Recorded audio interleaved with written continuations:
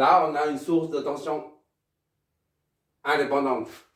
Donc, la variation est illustrée ici, là, par ce graphe, par cette figure, là. La variation est par intervalle. De 0 à 1, ça monte. Et puis de 1 à 2, ça monte toujours, mais dans la partie négative du repère ordonné. Et l'inductance est 10 millihenry. Il s'agit de déterminer le courant qui passe là-dedans, là, dans la bobine, sachant qu'initialement le courant dans la bobine est nul. C'est-à-dire il n'y a pas de courant, il n'y a pas de tension au bord de la bobine. À l'instant initial, 0. IL pour désigner le courant qui passe, qui circule dans les bobines, d'accord, dans les tours.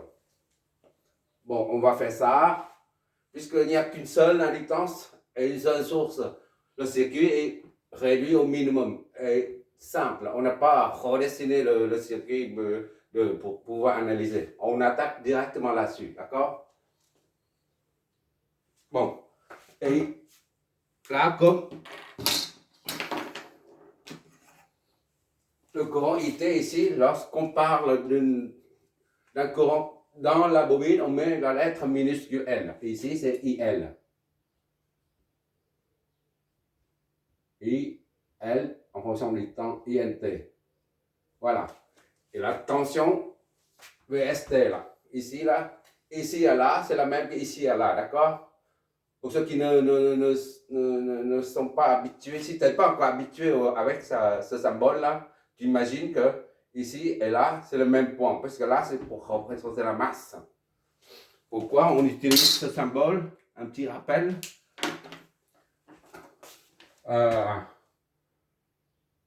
Si tu fais la conception en électricité, en électronique, par exemple, je ne parle pas d'une voiture, hein, je parle de la conception. Si tu dessines des plans comme ça, voilà, tu as une résistance, une autre.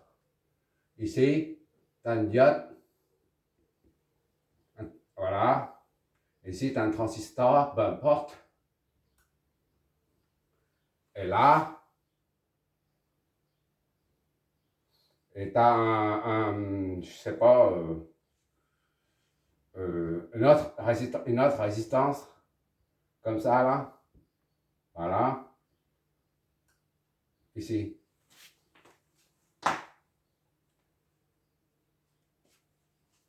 Et tu as ici encore une résistance.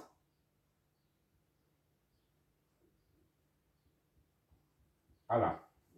Et là, c'est une autre résistance.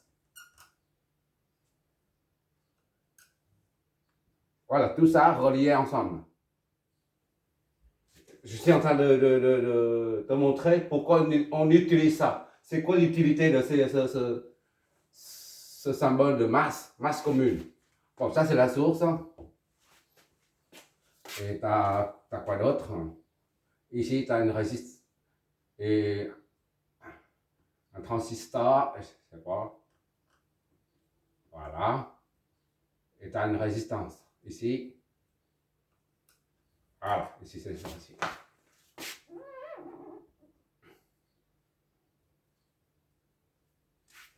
Voilà. Le courant qui passe là-dedans, et tout ça retourne à la source, d'accord? Tu vois ici que c'est tu vois? Ok, tu vois toujours. Tu vois ici que c'est quand on dessine ce chemin avec toutes ces composants, c'est comme s'il s'agit d'une toile d'araignée. Là, au lieu de faire des crochets par là, ça aussi, là, faire des petits demi-cercles pour contourner le fil, là, parce que ça, il n'y a pas de nœud, là. Ici, il y a un nœud, ici, il y a un nœud. Là, il y a un nœud, il y a un nœud ici, là et là. Par contre, ici, il n'y a pas de nœud, là. Ça saute, là. Ici, il n'y a pas de nœud, d'accord? Ici, surtout, ça et ça. Au lieu de dessiner comme ça, là, tu peux l'enlever. Tu peux l'enlever. Tu enlèves ça. D'accord? Je redessine. Tu enlèves ça, voilà, tout simplement. Tu enlèves ça. Et tu dis que ici, tu fais un symbole ici. c'est la masse, et tu remets ça ici. Tout à l'heure, c'était allongé jusque là, en contournant le fil horizontal. Maintenant, tu mets ça, ça veut dire que ça rejoint ce point-là, ce fil-là. De même, ici, au lieu de faire un rond ici, là, d'accord? Je vais ici. C'était comme ça, d'accord? Voilà. Au lieu de sauter là, au lieu de contourner comme ça, tu sais que ce point, tous ces points-là sont au même potentiel que celui-là.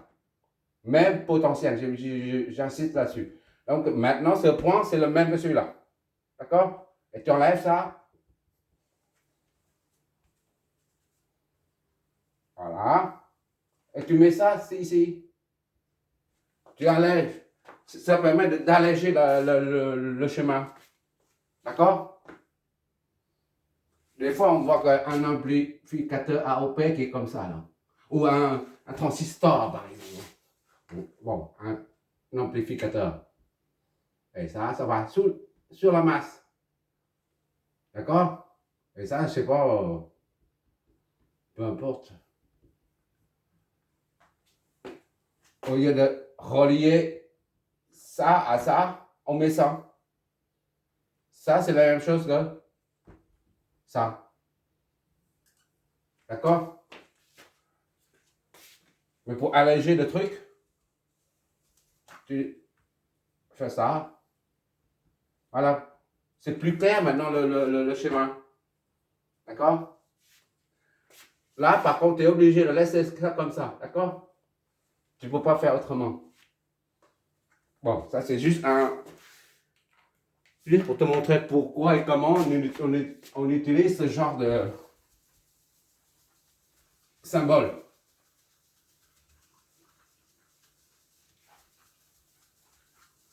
Il suffit d'ouvrir le capot de la voiture et regarder comment la batterie de la voiture est branchée et tu verras.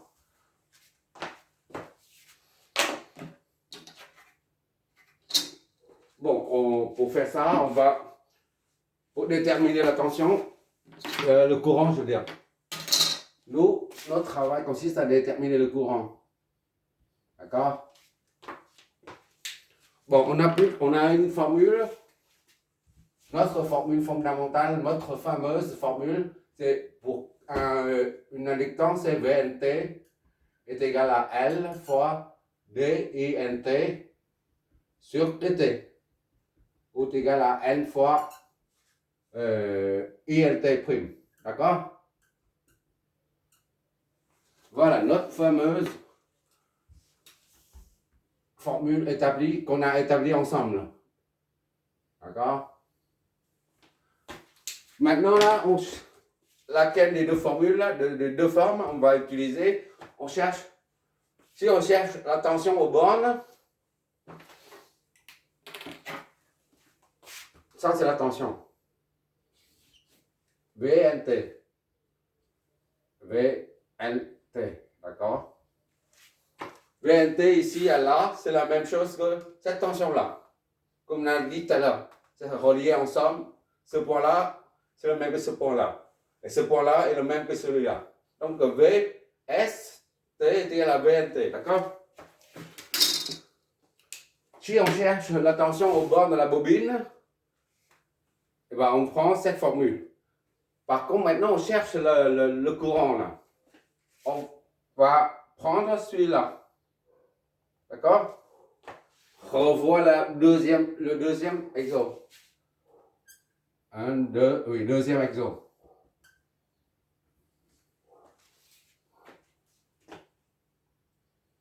On y va. Maintenant, VLT, on prend celui-là. VLT est égal à L fois DILT sur PT. Puisqu'on cherche à intégrer, il faut intégrer pour trouver le courant. D'accord? Donc, pour intégrer, il faut deux quantités physiques, ou deux quantités réelles, D là, ou epsilon D et D, les deux lettres.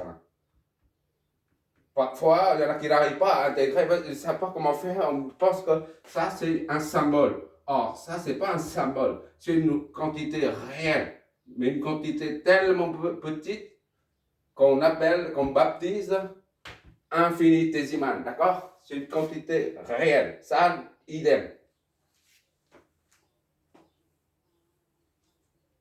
Bon, maintenant, on va chercher INT, d'accord? À partir de là,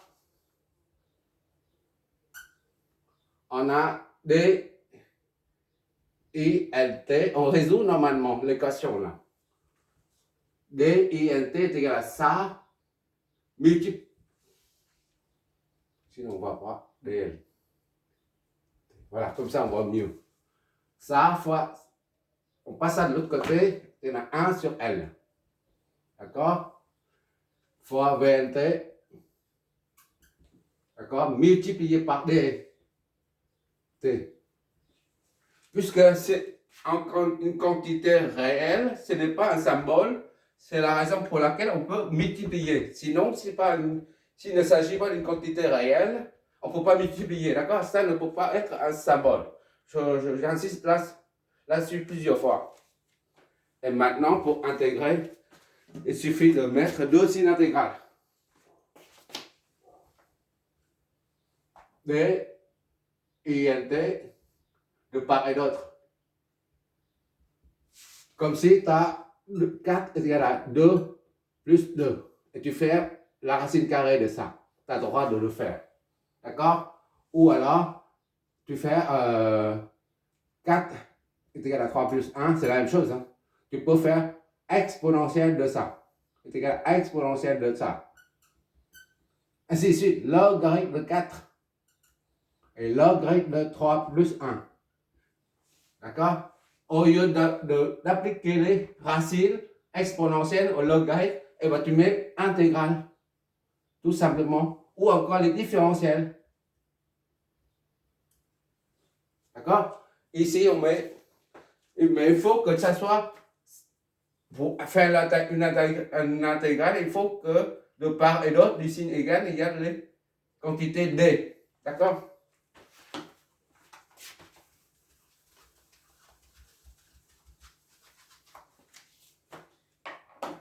Au fur et à mesure, tu vas maîtriser la manipulation des différentiels et des dérivés et des intégrales. Maintenant, on prend l'intégrale, on va prendre l'intégrale de ça. Là. Intégrale de 1 sur L, VNT fois DT. D'accord? Ça signifie, c'est la même chose que, je vais doucement, INT, on met ça, on l'isole. On sort de l'intégrale, ça soit 1 sur L, intégrale de V, NT, fois DT. On va ici, là, on l'isole. On peut intégrer maintenant. Je vois toujours cette paire.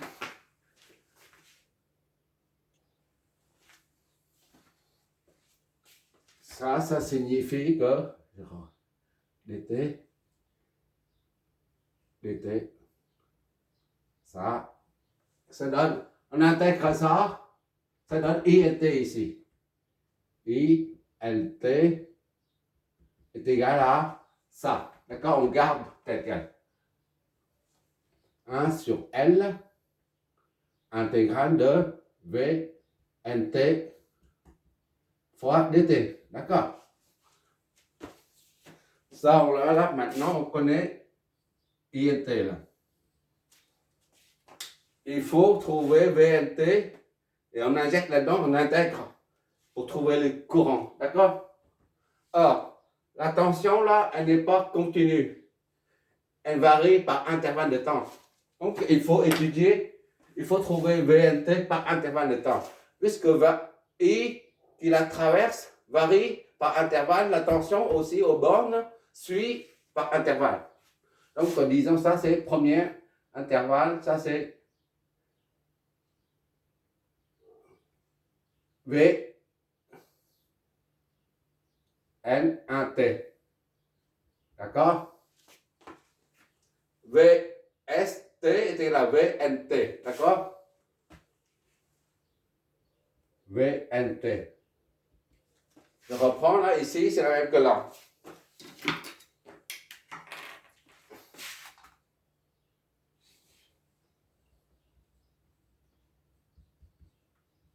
Voilà.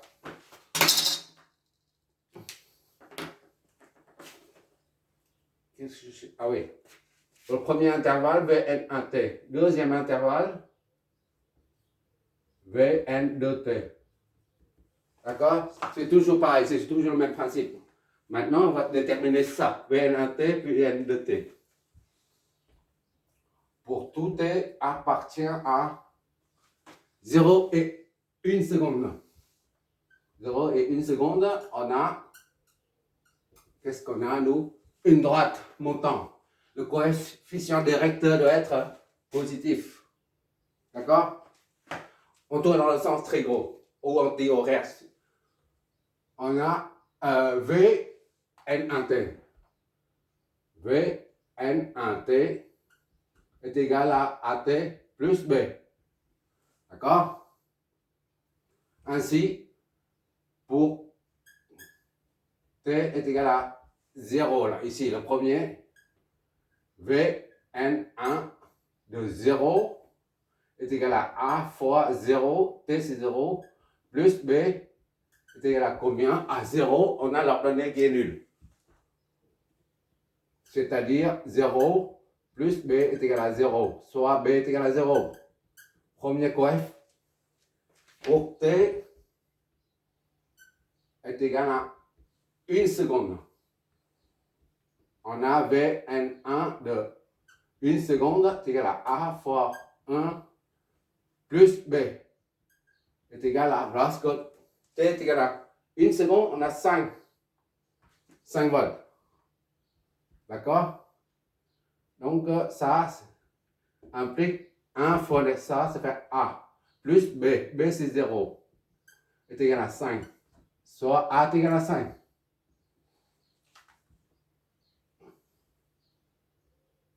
Et par conséquent, pour tout T appartient à 0 et 1 seconde, on a V N1T qui est égal à AT plus B. AT plus B. A c'est 5. T, la variable plus B c'est 0. On ne met pas plus B. Ça c'est en volt. A c'est 5. Je ne l'ai pas mis. C'est 5. 5T. Voilà.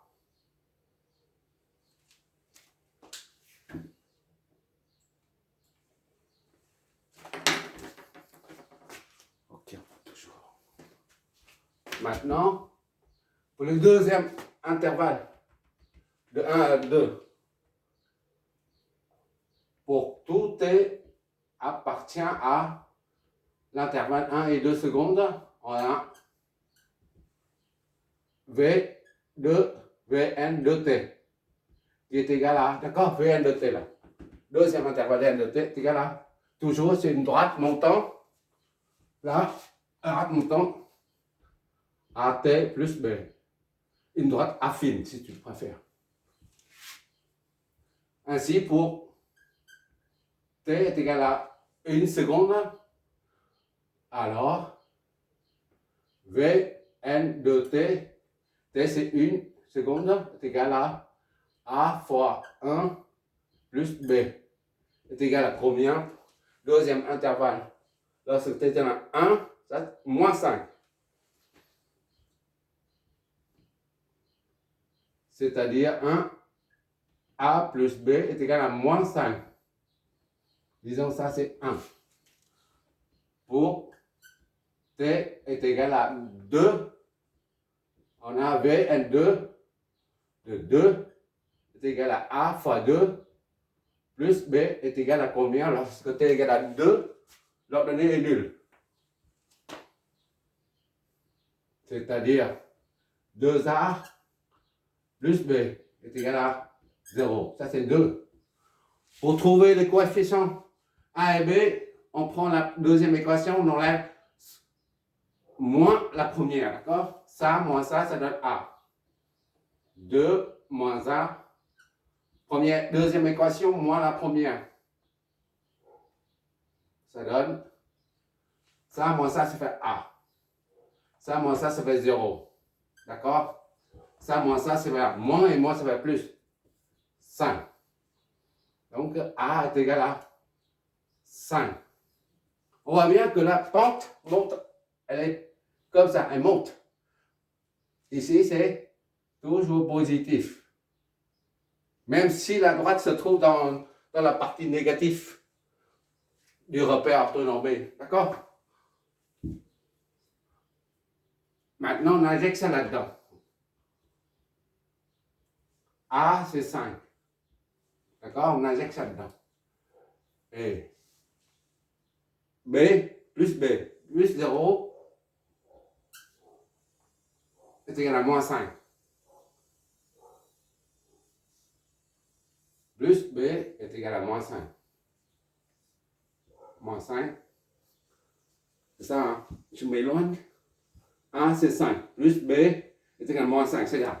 Donc B est égal à moins 10. C'est-à-dire, pour tout T appartient à 1 à 2 secondes, on a V n de T est égal à AT plus B. AT plus B, A c'est 5. D'accord? T plus B, B c'est moins 10. Tout ça c'est en volts. Je fais pas de bêtises, j'espère.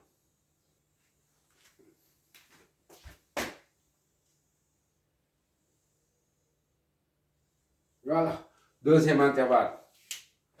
Maintenant, il s'agit de calculer INT, le courant. Puisqu'on a la tension des deux qui correspond aux deux intervalles. On applique maintenant ça. Ça c'est A. Pour premier intervalle, A, pour premier intervalle, pour tout T appartient à. Tout T appartient à 0 et 1 seconde. D'accord? On doit prendre IN1. D'accord? Premier intervalle, on a VN1. Pour qu'il y ait une correspondance entre la tension et le courant par intervalle, on prend IN1 au lieu de IN tout court. D'accord? C'est une façon de numéroter, c'est tout. T est égal à VT là pour le premier intervalle, on prend celui-là. 1 sur L intégrale de Vn1t. D'accord? Vn1t. dt. Voilà. Je vois toujours, j'espère. J'arrête pas, je sais. Donc, est égal à 1 sur L. 1 sur N, c'est combien? 1 sur 10 puissance moins 3. Henri. D'accord? Intégrale de Vn1t, c'est 5t. Fois dt. D'accord? Et qu'est-ce que ça nous donne? 5 sur 10 puissance moins 3 intégrale de T dt. Voilà. 0,5 10 mètres. C'est-à-dire IN1T. 5 divisé par 10, ça fait 0,5. D'accord? 10 moins 3 en dessous, on met au-dessus. On le met au-dessus, ça va 10 puissance 3. D'accord? Intégrale de T dt. Soit ça, c'est 5, 10 puissance 2. T dt. D'accord? C'est-à-dire 500 T dt. D'accord? Dernière ligne. Bon, on intègre à ça. Ça donne IN un T. Ça serait 500. On intègre. T au carré sur 2 plus K1. La constante d'intégration. D'accord? C'est ça, hein? OK. Donc, ça donne, on multiplie ça, ça donne IN un T. C'est la dernière ligne parce qu'on ne voit plus du tout. Je ne vais même pas m'arranger là. 250 T au carré fois plus 500 K1. 1. En posant K est égal à 500 K1.